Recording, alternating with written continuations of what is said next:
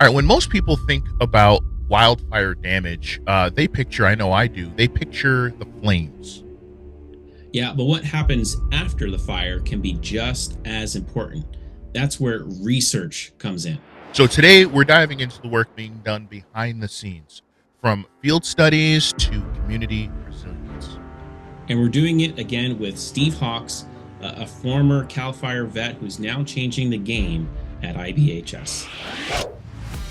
You're listening to DisasterClass Podcast by Instinct Ready Emergency Management.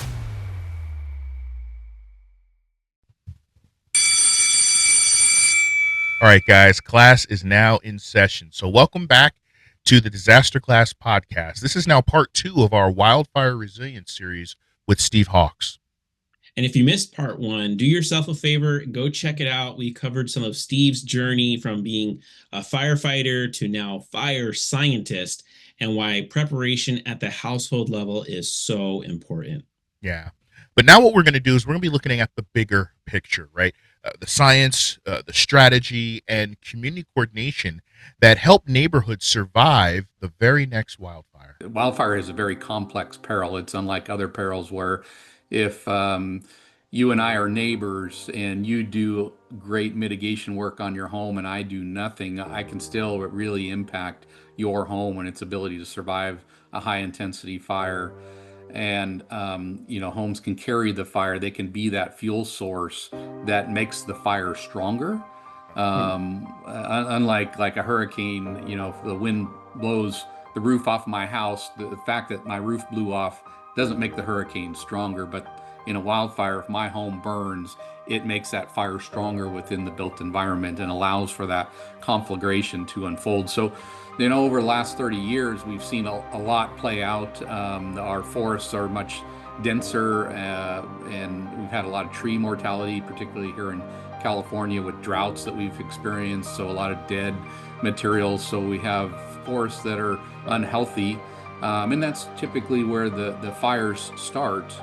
And then when they burn under drought conditions, where the vegetation is very dry and receptive for that fire that's burning in the wildland area to the rapid growth of that fire and increase the intensity of it.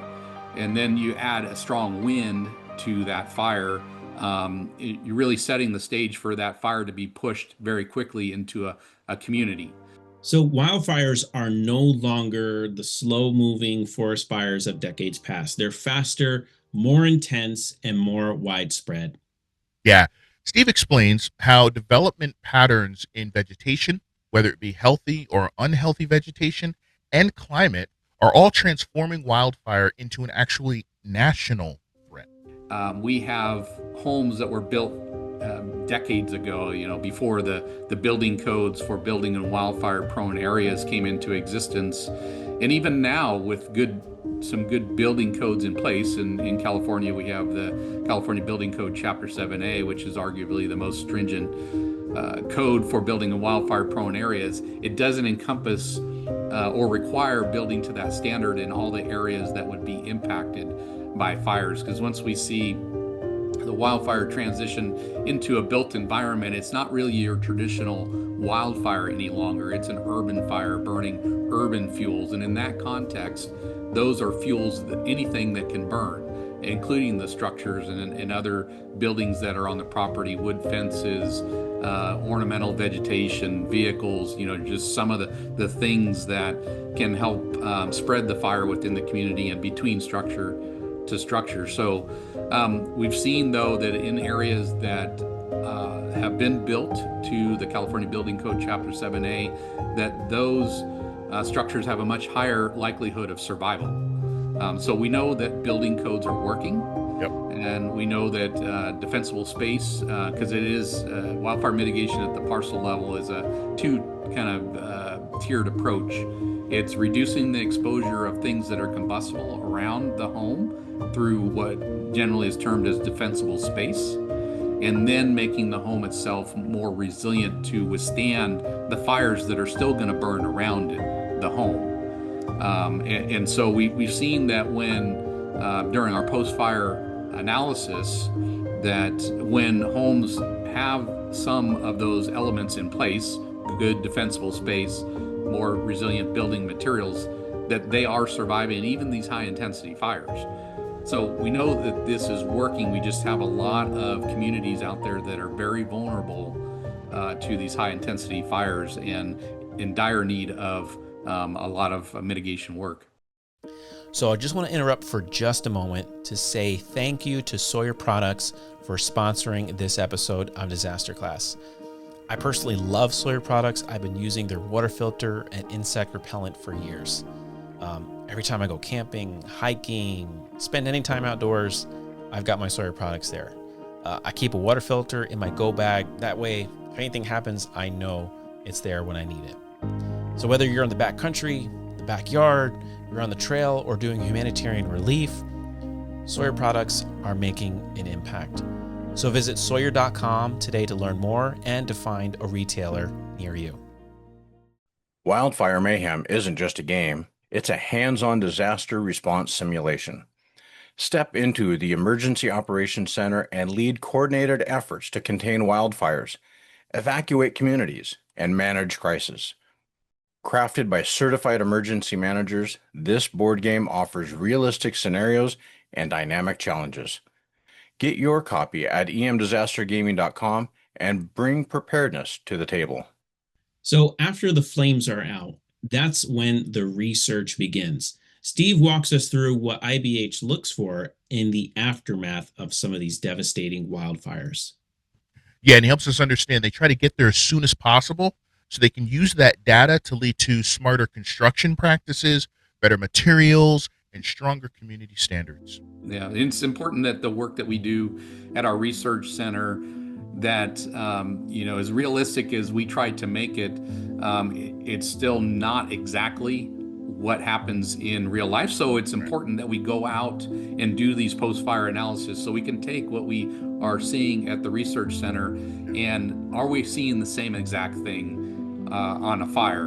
And so we try to get to a fire as quickly as possible after it has impacted a community so that the conditions are as close to post-fire as they can be.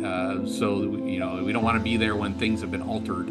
Right. And we want to look at those structures that are damaged or have been exposed to the fire so that we can see what burned on the structure, what was the damage to the structure, and then work backwards to see what led to that damage and really validate the work that we're doing in our research center. And that's really impactful to know that what we're seeing in the research center is what's playing out in real life, and we know that these science-based mitigation actions really work. IBHS is turning resilience into a rating, and this program helps homeowners get certified for their mitigation efforts. Yeah, and guys, it's more than just a checklist, right? It's a path to real protection and real mitigation. So all the research that we've conducted at our research center and that we've learned from other research organizations as well about the vulnerabilities to homes and what's the right mitigation action to mitigate that vulnerability, we built into what we've termed the Wildfire Prepared Home program. And it has two levels of designation.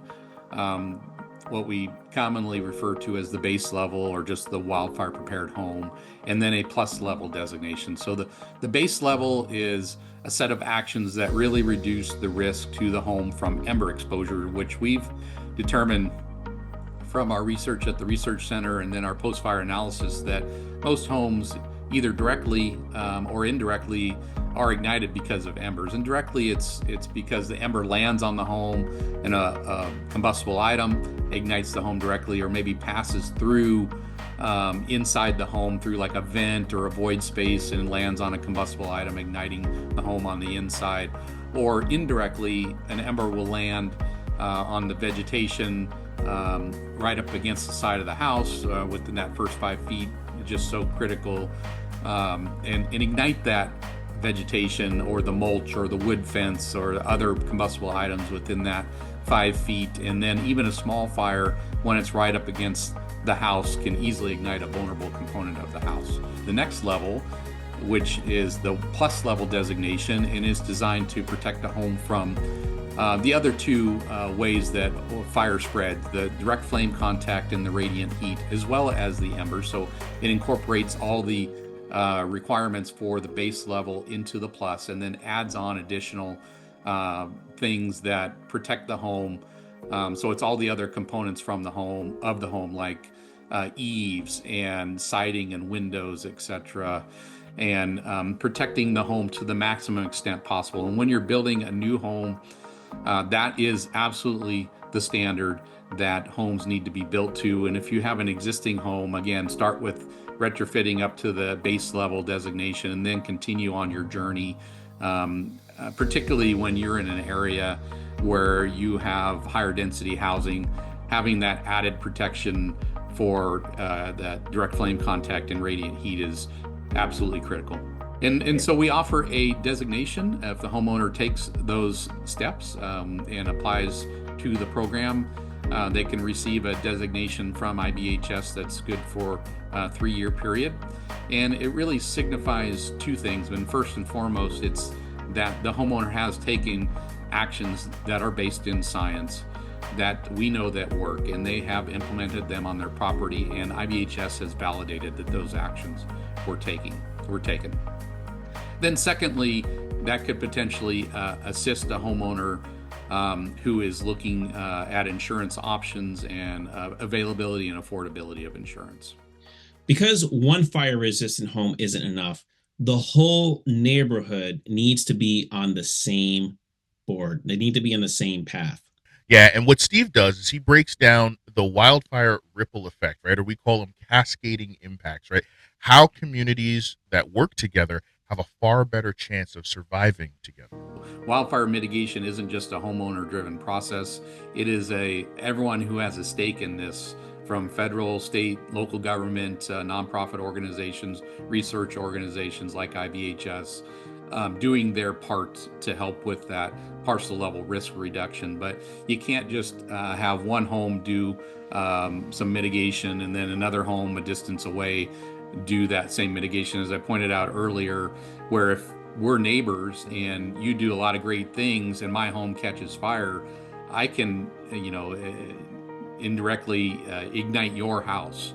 Right. And wildfire is a very complex peril, so it needs to be done at scale across entire neighborhoods to really reduce, which is what IBHS focuses on, is narrowing the path to conflagration, or that fire that burns under a very specific set of conditions where you have drought and very high winds, and then a vulnerable community nearby where the fire is quickly pushed into that community.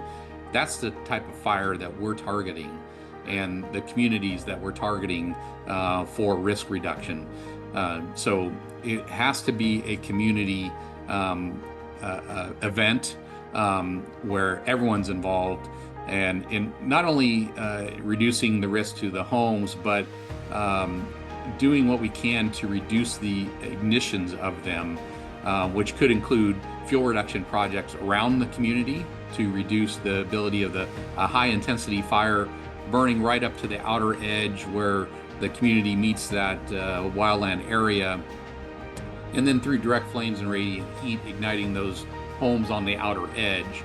And then also looking at the community inside, and do we have like open spaces or green belts or things where if a fire was to get in that space, how could it spread from that location in the community, and how can we disrupt that, the fire's ability to spread, and give the firefighting response a better chance at defending homes and suppressing the fire before it has the chance to get into homes and turn into that conflagration.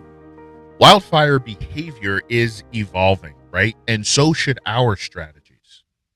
And IBHS research is making those strategies smarter and more accessible. And now you ask, what's the future of resilience? Well, it's in neighborhoods taking action together, making sure it encompasses the whole community. Yeah. And a huge thanks to Steve Hawks for sharing his wisdom and giving us the tools to take action with our own homes. Yeah, and if you want to learn more about Wildfire Prepared Home or Wildfire Prepared Neighborhoods, please visit IBHS.org. And don't forget, Instinct Ready, we offer custom emergency preparedness workshops and plans.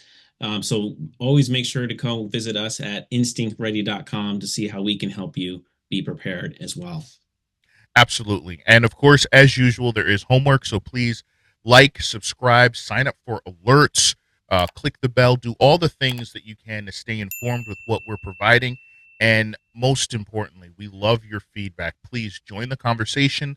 Let us know what you enjoyed about this and perhaps what you want to see in the future that can help you be a more educated consumer and better protect your home and your loved ones. Yeah. And to do so, you can send us an email at disasterclass@instinctready.com. You can comment or drop us a message on our social media accounts at DisasterClass Podcast. Well, thank you so much for listening to this episode of Disaster Class. Stay educated. Stay prepared. Stay equipped. All right, guys, class is finally over. Get out of here. This episode of Disaster Class was sponsored in part by Sawyer Products, EM Disaster Gaming, Stop the Bleed Coalition.